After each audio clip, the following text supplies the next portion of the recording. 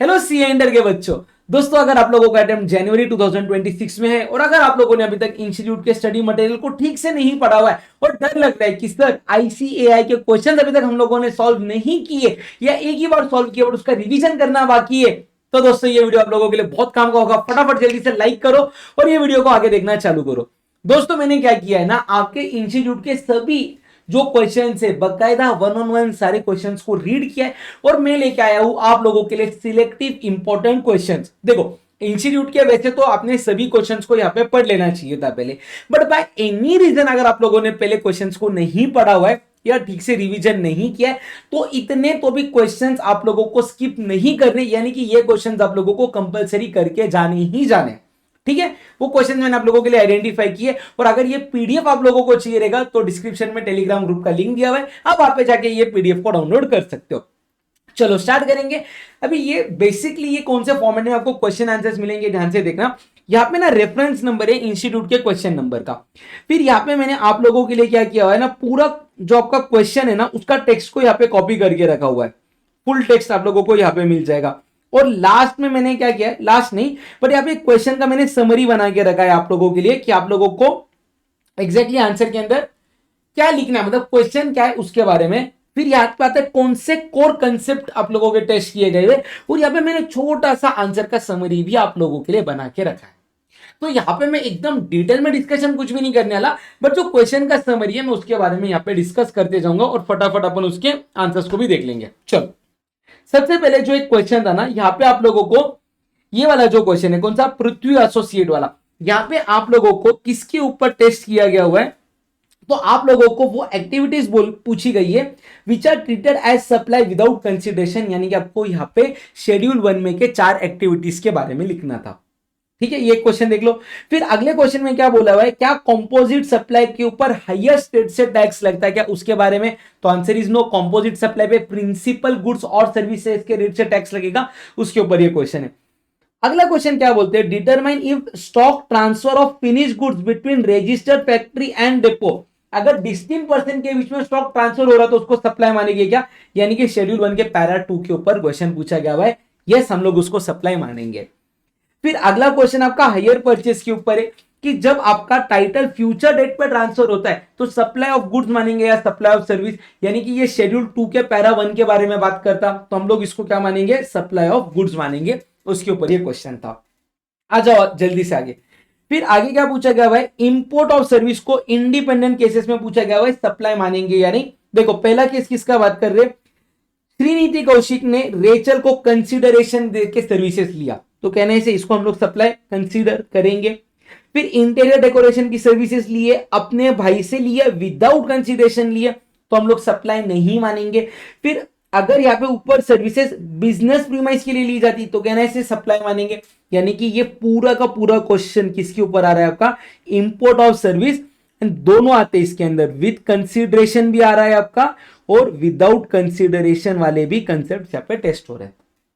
ठीक है, उसके बाद में अगला क्वेश्चन किसके ऊपर है, determine the tax rate for single price package of chocolate juice और बलून्स, ये मिक्स सप्लाई के ऊपर क्वेश्चन है, कौन से रेट से टैक्स लगेगा, हाईएस्ट रेट से टैक्स लगेगा, उसके बारे में यहाँ पे आप लोगों को लिखना है। उसके बाद में अगला क्वेश्चन आता है कि अगर गवर्नमेंट ने आपको alcoholic liquor for human consumption का लाइसेंस दिया तो क्या ये जीएसटी में टैक्सेबल है क्या, तो यहाँ पे आपको क्लैरिफिकेशन के बारे में लिखना है जो नोटिफिकेशन से आया था कि ये सप्लाई नहीं माना जाएगा। ये चैप्टर 2 में के मेरे हिसाब से आप लोगों के लिए इंपॉर्टेंट क्वेश्चंस थे। ऑन टू नेक्स्ट चैप्टर जो कि है आपका यहाँ पे चैप्टर नंबर 3, जो किसकी बात कर रहा है, चार्ज ऑफ जीएसटी। चलो इसके क्वेश्चन देखते हैं अपन। सबसे पहला क्वेश्चन किसकी बात कर रहा है, अगर रेंटिंग ऑफ इमूवेबल प्रॉपर्टी हो रही है by central government to registered business entity, कहने से ये 9(3) में कवर्ड है और रजिस्टर्ड बिजनेस एंटिटी को आरसीएम बेसिस पे टैक्स देना पड़ेगा, उसके ऊपर ये क्वेश्चन था। अगला क्वेश्चन किसकी बात करते, विवेक गोयल एक इंडिपेंडेंट डायरेक्टर है, उसको कंपनी से कितने रुपीस मिल रहे, 1 लाख रुपीस मिल रहे। देखो इंडिपेंडेंट डायरेक्टर है यानी कि रेम्यूनरेशन सैलरी बोल के नहीं मिला गया हुआ है, यहाँ पे आरसीएम लगेगा, आरसीएम और टैक्स कौन पे करेगा, कंपनी यहाँ पे टैक्स पे करेगा, यानी कि A to Z private limited इस केस में टैक्स पे करेगा। अगले क्वेश्चन पे आ जाते हैं। चलो यहाँ पे एक पर्सन, जो क्वेश्चन नंबर 3 है, यहाँ पे एक पर्सन कॉम्पोजिशन स्कीम में टैक्स पे कर रहा था, बट उसका दिसंबर के मंथ में टर्नओवर जो थ्रेशोल्ड लिमिट है, यानी कि जो कंपोजिशन स्कीम का लिमिट है, उससे एक्सीड कर जाते, तो ऐसे पूछ रहे क्या रिमाइंडर ऑफ द ईयर के लिए वो कंपोजिशन स्कीम को फॉलो कर सकते हैं क्या? तो आंसर इज नो। अगर आपका एक बार एग्रीगेट टर्नओवर थ्रेशोल्ड लिमिट से ऊपर चला जाता है, थ्रेशोल्ड लिमिट कितना है? सप्लाई ऑफ सर्विस के लिए 50 lakh, special category of state other than Assam, Himachal Pradesh and Jammu Kashmir, उसके लिए 75 lakh, and remaining states plus 3 special category of states के लिए कितना है? 1.5 करोड़। तो अगर आपका टर्नओवर वो लिमिट के ऊपर चला गया तो रिमेनिंग ईयर के लिए आप लोग कंपोजिशन स्कीम को फॉलो नहीं कर सकते हो। उसके ऊपर ये क्वेश्चन था। चलो अगले पॉइंट के ऊपर आ जाते हैं। अगर आपका पिछले साल टर्नओवर कितना था? 120 लाख था, तो इस साल आप कितने रुपीस तक सर्विस दे सकते हो? तो सिंपल है, 120 लाख का 10% वो कितना आता है? 12 लाख और ₹5 lakh, whichever is higher. तो आप लोग सर्विसेज कितने रुपीस तक दे सकते हो? 12 लाख रुपीस तक। उसके ऊपर ये वाला क्वेश्चन है। फिर आ जाओ, यहां पे बोल रहे एक सुगम मैन्युफैक्चरर करके पर्सन है, उसका ऑफिस पंजाब और हरियाणा में, और वो गुड्स कहां पे सप्लाई कर रहा है? नेबरिंग स्टेट में सप्लाई कर रहा है। इन शॉर्ट वो गुड्स का क्या कर रहा है? इंटर स्टेट सप्लाई कर रहा है। तो क्या composition dealer inter state supply of goods कर सकता है क्या? Answer is no. तो अगर एक पर्सन इंटर स्टेट सप्लाई कर रहा है तो वो सेक्शन 10 के लिए एलिजिबल नहीं होगा। उसके बारे में ये क्वेश्चन था। चलो फिर अगला क्वेश्चन किसकी बात कर रहा है? अगर एक पर्सन का रिपेयरिंग का बिजनेस है, उसका पिछले साल टर्नओवर था 45 लाख, क्या वो इस साल कंपोजिशन स्कीम को ऑप्ट कर सकता है क्या? तो आंसर इज यस, वो इस साल ऑप्ट कर सकता है। इस साल का टर्नओवर 35 लाख है और लास्ट ईयर का टर्नओवर जो था 45 लाख वो लेस देन 50 लाख रुपीस था, तो कंपोजिशन स्कीम को फॉलो कर सकता है, कोई प्रॉब्लम नहीं है। चलो फिर आ जाएंगे हम लोग यहाँ पे chapter number 4 place of supply के ऊपर। देखो मैं एकदम फटाफट सारे क्वेश्चंस आप लोगों को यहाँ पे रिवाइज करवा के दे रहा हूँ, मैं सबके आंसर्स भी बता रहा हूँ। ये सारे इंस्टीट्यूट के क्वेश्चंस है जो आप लोगों को बकायदा पढ़ने ही पढ़ने। तो अगर वीडियो पसंद आ रहे हैं, मेरे एफर्ट्स पसंद आ रहे हैं, तो एक छोटा सा लाइक इमीडिएटली कर दो यहाँ पे। चलो देखेंगे हम लोग अभी आपका अगला चैप्टर जो किसकी बात करता है? Place of supply. देखो place of supply in case of bill to ship to model. Place of supply क्या रहेगा? आपका बिलिंग एड्रेस। क्या रहेगा आपका? बिलिंग एड्रेस, है ना? क्या आएगा आपका? Billing address. चलो फिर services in relation to service, मतलब इमूवेबल प्रॉपर्टी का सर्विस अगर मल्टीपल स्टेट में है तो प्लेस ऑफ सप्लाई क्या आएगा? हर वो स्टेट जहां पे आपका इमूवेबल प्रॉपर्टी लोकेटेड है। Each state in proportion to the value determined by the contract based upon the area of immovable property line in each state. फिर ये जो अगला क्वेश्चन है यहां पे बोल रहे अगर इवेंट मैनेजमेंट कंपनी ने ऑर्गेनाइज किया है एक इवेंट जो मल्टीपल स्टेट में हेल्ड हो रहा है, तो यहां पे क्या बोल रहे हैं कि अगर आप लोग इवेंट को ऑर्गेनाइज कर रहे हो तो आपको क्या चेक करना पड़ेगा? रेसिपिएंट को चेक करना पड़ेगा। अगर रेसिपिएंट जीएसटी के अंदर रजिस्टर्ड है तो लोकेशन ऑफ रेसिपिएंट बन जाएगा प्लेस ऑफ सप्लाई। तो अगर रेसिपिएंट अनरजिस्टर्ड पर्सन है, यहां पे क्या बोला गया हुआ है? अगर रेसिपिएंट अनरजिस्टर्ड पर्सन है तो उस केस में हर वो स्टेट जहां पे आपका इवेंट हो रहा है वो बन जाएगा आपका प्लेस ऑफ सप्लाई। ठीक है, चलो यहां पे दोनों आंसर लिखे। अगर वो रजिस्टर्ड रहेगा तो क्या आएगा और अगर वो अनरजिस्टर्ड रहेगा तो भी क्या आएगा। क्लियर है आप सभी को? चलो फिर अगला पॉइंट क्या बोलते हैं कि what is the place of supply of services by way of transportation of goods, जहां पे सप्लायर एंड रेसिपिएंट दोनों इंडिया के अंदर लोकेटेड है। तो क्या आएगा? जहां पे आपने गुड्स को क्या किया? हैंड ओवर किया। गुड्स को क्या किया? हैंड ओवर किया फॉर ट्रांसपोर्टेशन। अगर आप रेसिपिएंट को ने अनरजिस्टर्ड पर्सन, और अगर रेसिपिएंट रजिस्टर्ड है तो क्या आएगा? लोकेशन ऑफ रजिस्टर्ड पर्सन, यानी कि लोकेशन ऑफ रेसिपिएंट बन जाएगा प्लेस ऑफ सप्लाई। ठीक है, फिर पैसेंजर ट्रांसपोर्ट सर्विसेज, अगर एक पर्सन ट्रेवल कर रहा है from Mumbai to Delhi and back to Mumbai, तो इस केस में देखो एक पर्सन किधर से किधर जा रहा है? मुंबई से दिल्ली, और वापिस से कहा जा रहा है? दिल्ली से मुंबई, दिल्ली से मुंबई। तो इसके दो आंसर्स, अगर पैसेंजर रजिस्टर्ड है, अगर पैसेंजर क्या है? रजिस्टर्ड पर्सन, तो लोकेशन ऑफ रेसिपिएंट बन जाएगा प्लेस ऑफ सप्लाई। बट अगर ये रेसिपिएंट जीएसटी में अनरजिस्टर्ड पर्सन है तो यहां पे आएंगे आपके टोटल 2 प्लेस ऑफ सप्लाई। जो पहला ट्रांजैक्शन है उसके लिए प्लेस ऑफ सप्लाई रहेगा जहां से अनरजिस्टर्ड पर्सन ने ये जर्नी को एम्बार्क किया, यानी कि अनरजिस्टर्ड पर्सन की ये जर्नी जहां से स्टार्ट हो रही है। तो पहले केस में उसकी जर्नी कहां से स्टार्ट हो रही है, मुंबई, तो वो बन जाएगा प्लेस ऑफ सप्लाई। और सेकेंड केस में अनरजिस्टर्ड पर्सन की जर्नी कहां से स्टार्ट हो रही है, दिल्ली, तो वो बन जाएगा प्लेस ऑफ सप्लाई।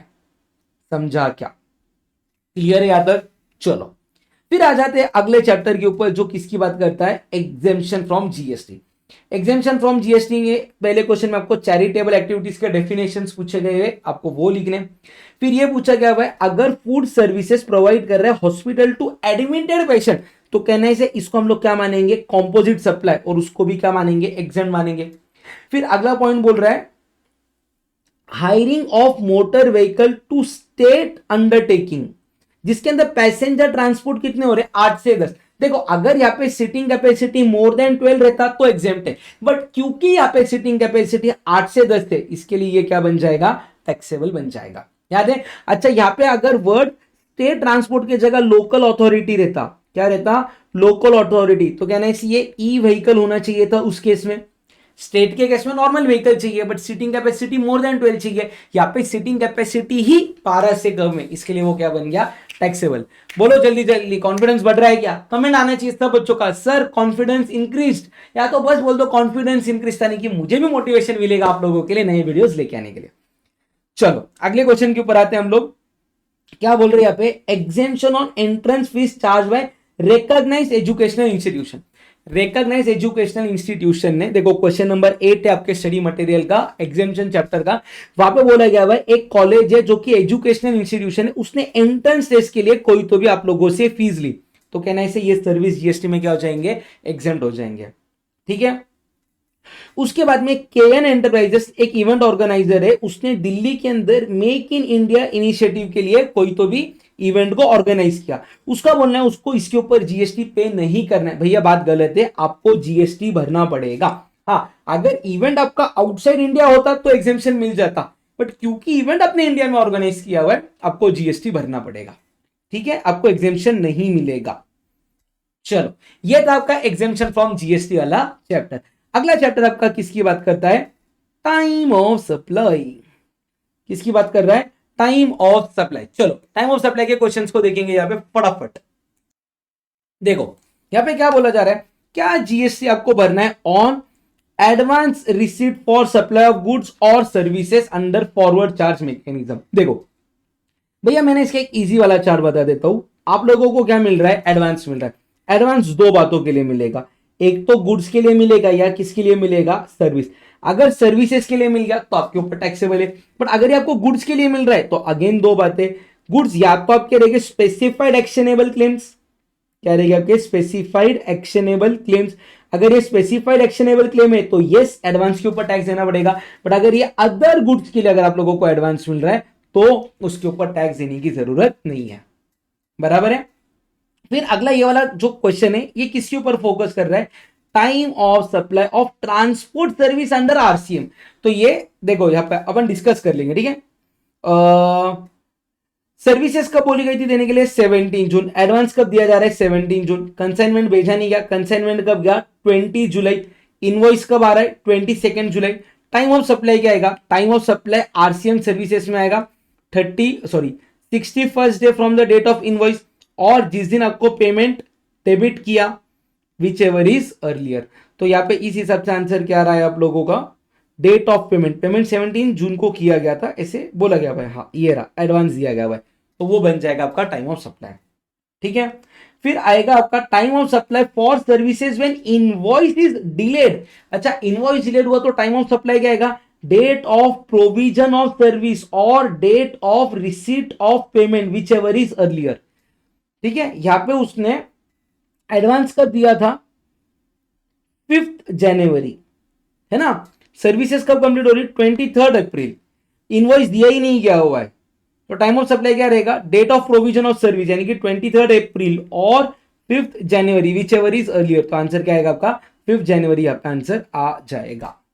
समझा। आप लोगों को आंसर लिखने के टाइम पे ये भी लिखना है टाइम लिमिट कितना रहना चाहिए इनवॉइस को इश्यू करने का, जो कि कितना है 30 डेज ऑफ सर्विस प्रोविजन, यानी कि with in 30 days of completion of service.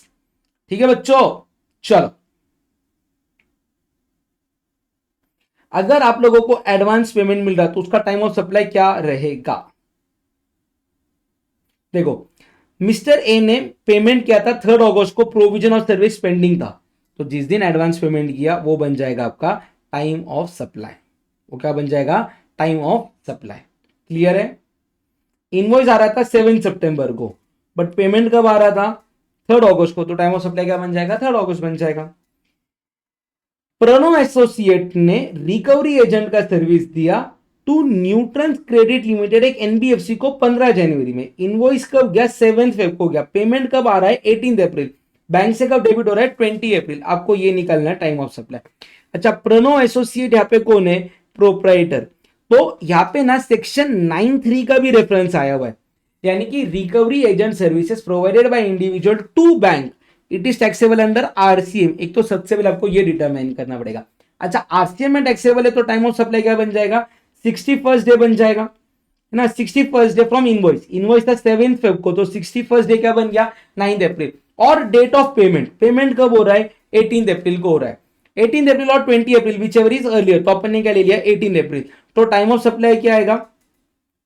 18 अप्रैल और 9 अप्रैल विच एवर इज अर्लियर। तो आंसर क्या आ गया आपका? 9 अप्रैल आंसर आ गया। ठीक है। इंटरेस्ट ऑन डिलेड पेमेंट का टाइम ऑफ सप्लाई क्या आएगा? इंटरेस्ट ऑन डिलेड पेमेंट का आएगा जिस दिन पैसा मिला वो। पैसा किस दिन मिल रहा है? 2 फेब, तो टाइम ऑफ सप्लाई क्या आ जाएगा? 2 फेब आ जाएगा। क्लियर है आप सबको यहां तक? चलो फिर अगला चैप्टर जल्दी से देखेंगे हम लोग, जो कि आप लोगों का वैल्यू ऑफ सप्लाई।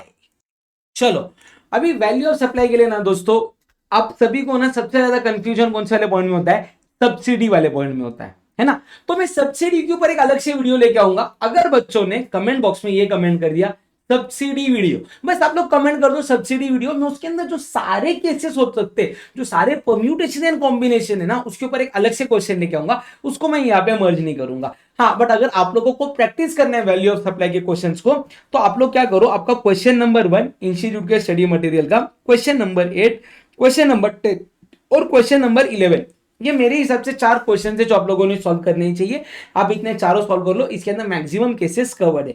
बट अगर फिर भी आप लोगों को सब्सिडी वाले पॉइंट के ऊपर कोई भी कंफ्यूजन है, तो आपको एक छोटा सा काम करना है, कमेंट बॉक्स में बस टाइप करना है सब्सिडी, या तो सब्सिडी वीडियो, सब्सिडी सॉल्यूशन, कुछ भी आप टाइप करो। अगर कमेंट्स बच्चों के आने लग गए तो मैं उसके ऊपर एक अलग से वीडियो लेके आ जाऊंगा। ठीक है। चलो अगला कंसेप्ट किसकी बात करते हैं? अगला चैप्टर कौन सा है आप लोगों का यहाँ पे? आईटीसी, आपका इनपुट टैक्स क्रेडिट। कौन से सेक्शन है रे बच्चों इसके अंदर? Section 16, section 17, section 18।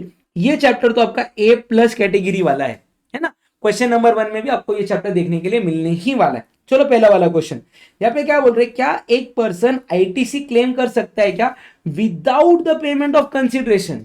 तो आंसर इज यस। आपने कंसिडरेशन नहीं पे किया तो भी आप क्या कर सकते हो? आईटीसी ले सकते हो, बट आपको कंसिडरेशन सप्लायर को पे करना है विद इन 180 डेज। अगर आपने विद इन 180 डेज कंसिडरेशन पे नहीं किया तो आपको आईटीसी क्या करना होगा? रिवर्स करना होगा। क्लियर है?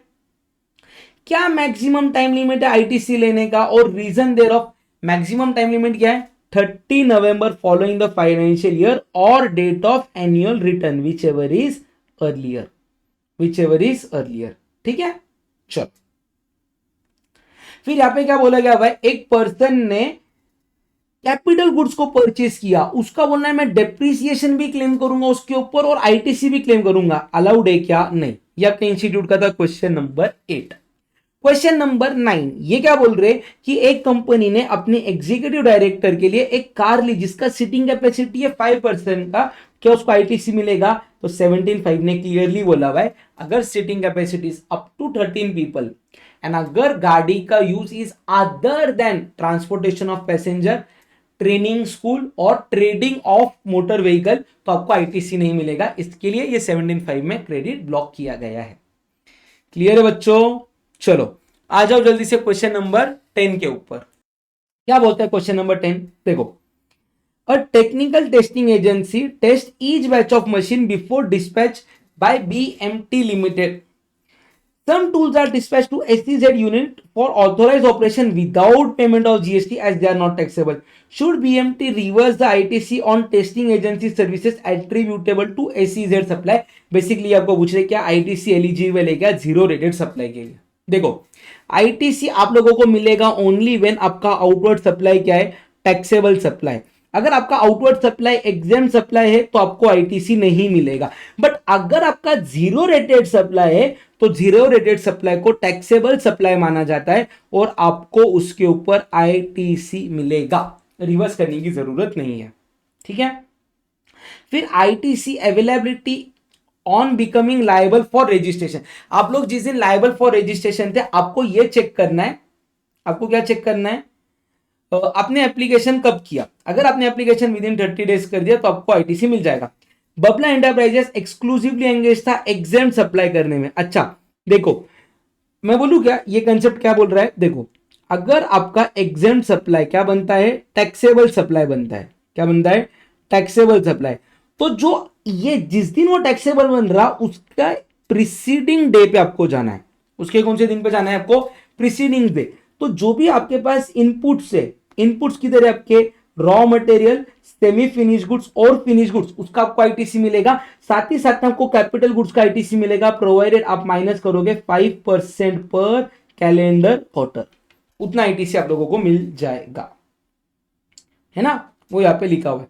तो यहाँ पे उसका टैक्सेबल सप्लाई कब हो रहा है, 1 अक्टूबर को टैक्सेबल हो रहा है, यानी कि उसके बाद जितना भी 30 सितंबर के दिन ये सब चीजें थी इनपुट्स और कैपिटल गुड्स, उसका आईटीसी मिल जाएगा। क्लियर है आप सबको, चलो। अरे ये सेम हो गया क्वेश्चन, सॉरी, ये दोनों क्वेश्चन सेम है, कोई भी एक कर लो इसके अंदर से चल जाएगा। फिर आ जाओ क्वेश्चन नंबर 17 में, ये क्या बोल रहा है ध्यान से देखना। कंफर्ट प्राइवेट लिमिटेड ने क्या किया, आईटी इंजीनियरिंग सर्विसेज ली, कितने रुपीस की ली, 11 लाख प्लस 18% जीएसटी। एक ही सेकंड ना मैं कैलकुलेट करता हूं कितना आता है वो, 11 लाख इंटू 1.18, टोटल था 12,98,000 रुपीज का। उसने पहले पेमेंट कितना किया, 4.2 लाख किया। अच्छा 28 अक्टूबर को सर्विस ली, 5 नवंबर को पेमेंट किया। ऑन नहीं सॉरी 28 अक्टूबर को सर्विस ली, 5 नवंबर को इनवॉइस मिला, 30 नवंबर को 4.2 लाख का पेमेंट किया। बैलेंस को कब पे किया, 6 जुलाई, आफ्टर 180 डेज। आपको आईटीसी के बारे में बताएं। सबसे पहले देखो पेमेंट कितने रुपीस का हुआ था, 4.2 लाख का। सबसे पहले उसने इनिशियली पूरा आईटीसी क्लेम कर लिया, पूरा आईटीसी क्या कर लिया, क्लेम। अभी 180 डेज के अंदर पेमेंट नहीं हो रहा तो उसको 180 डेज पेमेंट कब 180 डेज का टाइम कब कंप्लीट हो रहा है, 4th में तक उसने पेमेंट कितना किया है, 4th में तक उसने पेमेंट किया है आपका सिर्फ और सिर्फ 4.2 लाख का, out of how much payment, 12.98 lakh का। यानी कि मैं बोलूं अभी भी उसने कितने रुपीस का पेमेंट नहीं किया है, 8,78,000 का, इतना पेमेंट पेंडिंग है। तो आपको है ना 1.98 लाख को दो इसमें बांटना है, 4.2 और 8.78 लाख में, इसका जितना भी प्रोपोर्शनल वैल्यू है उतना आईटीसी आपको क्या करना है, रिवर्स करना है। बाद में जब उसने पेमेंट कर दिया, पेमेंट कब किया, 6 जुलाई को, तो ये रिवर्सल वाला आईटीसी वापस से वो क्या करेगा, क्लेम कर लेगा। और आईटीसी रिवर्स करने के टाइम पे उसके ऊपर क्या चार्ज करना होगा, इंटरेस्ट चार्ज करना होगा। तो ये क्वेश्चन के अंदर इतनी चीजें पूछी हुई है, ठीक है। फिर ये वाले 19 क्वेश्चन के अंदर आप लोगों को ये पूछा गया है, what should be the manner of utilisation of ITC, यानी कि order of utilisation of ITC के ऊपर ये वाला क्वेश्चन है, जो कि क्वेश्चन नंबर 19 सॉल्व करके रख लेना। कई बार क्या होता है ये कंसेप्ट अपने को मालूम रहते हैं बट अपन इसकी राइटिंग प्रैक्टिस नहीं करते तो एग्जाम में दिक्कत आने के चांसेस है, तो इसको भी सॉल्व कर लेना आप लोग, ठीक है। चलो फिर आ जाओ चैप्टर नंबर 9 जो किसकी बात करता है, रजिस्ट्रेशन की।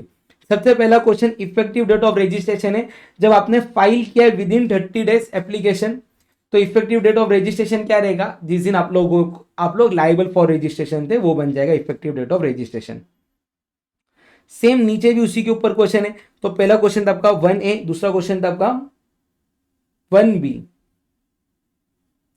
अच्छा दूसरा क्वेश्चन, आफ्टर 30 डेज आप लोगों ने एप्लीकेशन फाइल किया तो date of grant of registration certificate बन जाएगा इफेक्टिव डेट ऑफ रजिस्ट्रेशन। फिर क्वेश्चन नंबर 3A के अंदर पूछा हुआ है compulsory registration requirement for agent. अगर आपका प्रिंसिपल टैक्सेबल पर्सन है तो आपको भी कंपलसरी रजिस्ट्रेशन लेना पड़ेगा, उसके ऊपर क्वेश्चन है।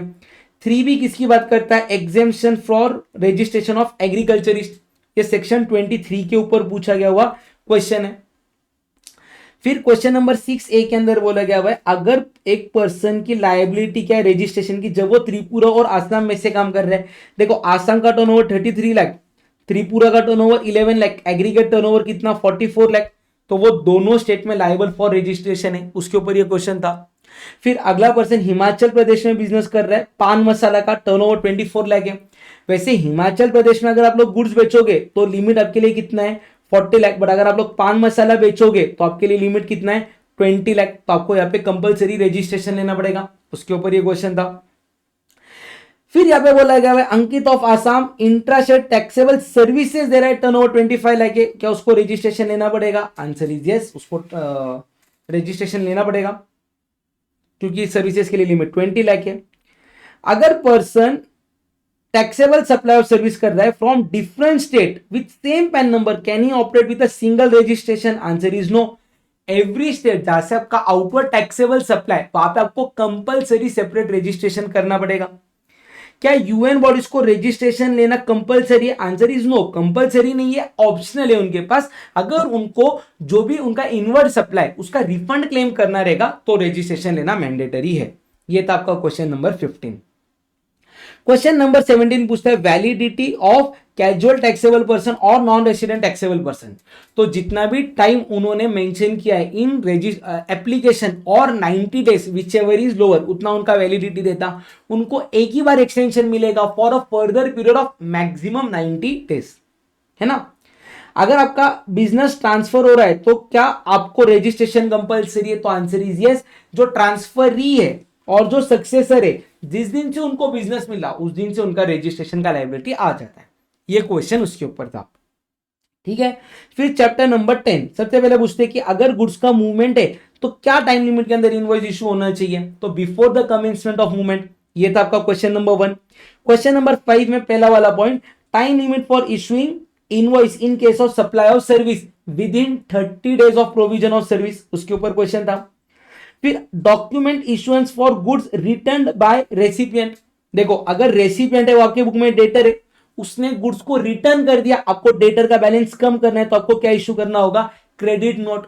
क्रेडिट नोट मैक्सिमम कब तक इशू कर सकते हो? 30 November of next financial year और due date of filing annual return whichever is earlier. तो क्वेश्चन नंबर 6 उसके ऊपर है। क्वेश्चन नंबर 7 क्या बोलता है, क्या आप लोग मल्टीपल इनवॉइसेस के लिए एक सिंगल क्रेडिट नोट इशू कर सकते हो क्या? तो answer is yes, multiple invoices के लिए एक सिंगल क्रेडिट नोट इशू हो सकता है। फिर क्वेश्चन नंबर 8 किसकी बात करता है? Condition for waiving the issuance requirement issuing the bill of supply, ठीक है।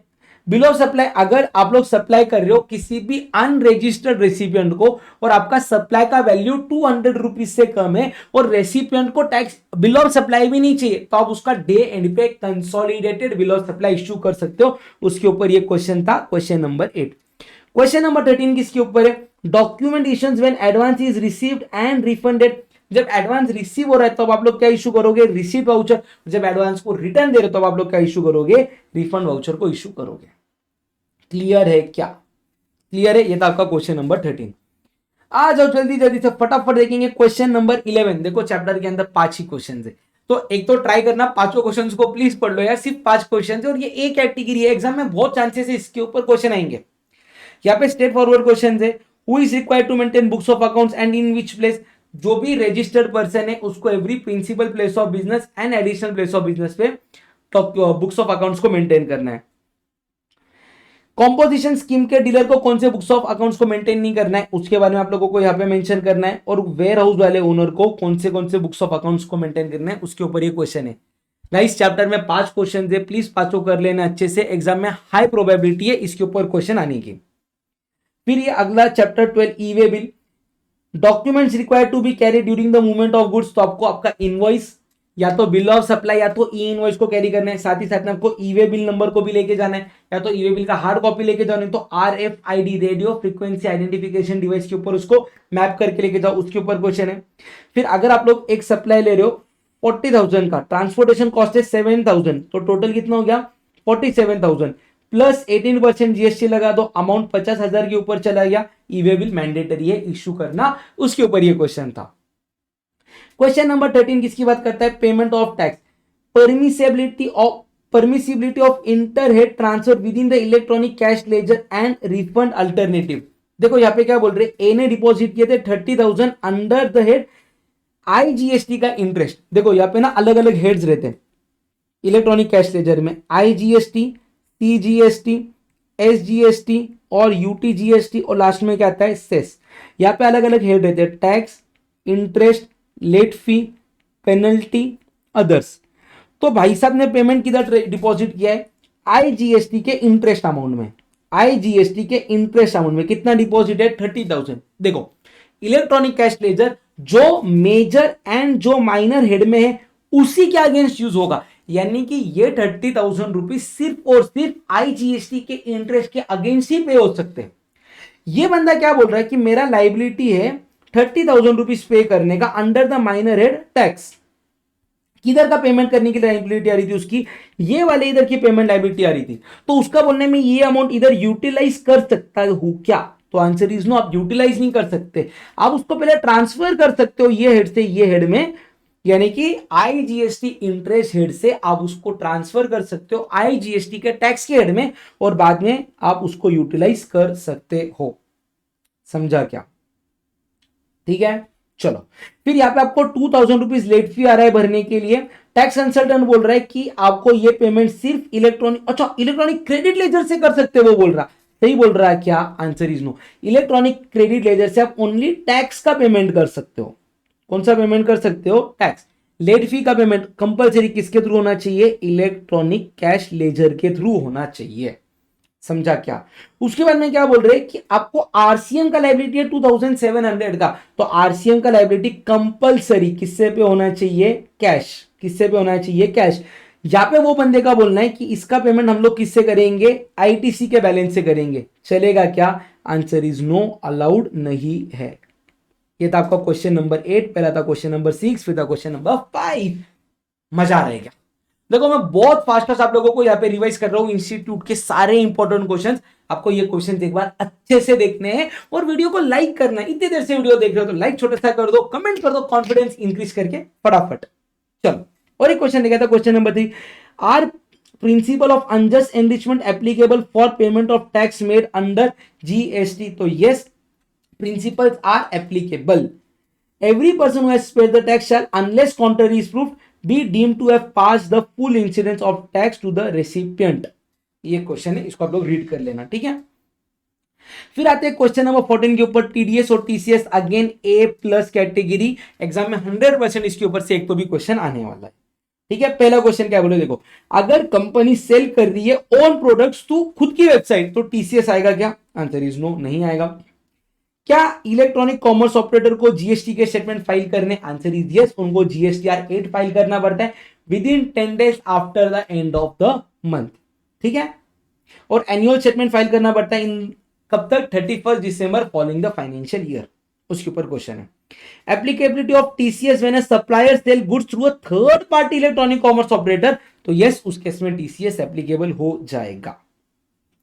लास्ट चैप्टर है, फटक से देख लेंगे, चैप्टर नंबर 15 जो की बात करता है रिटर्न्स की। फटाफट बच्चों लाइक कर दो पहले से इस वीडियो को यार, जल्दी जल्दी से लाइक कर लो, फिर मैं चैप्टर नंबर 15 के क्वेश्चन आंसर्स बताऊंगा आप सभी को।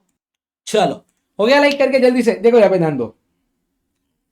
एक जरीना करके ना मैडम है, ठीक है, जरीना मैडम ने ना 3B फाइल नहीं किया जून का, बट उसका मैं जीएसटीआर 3B फाइल करूंगी जुलाई का। ना दीदी ना, ऐसा तो अलाउड ही नहीं है। अगर आपको जुलाई का 3B फाइल करना है ना, उसके पहले जून के सारे रिटर्न फाइल हो जाने चाहिए। तो पहले जून का फाइल करिए और फिर जुलाई का 3B फाइल करने मिलेगा। ये क्वेश्चन नंबर था आपका 5।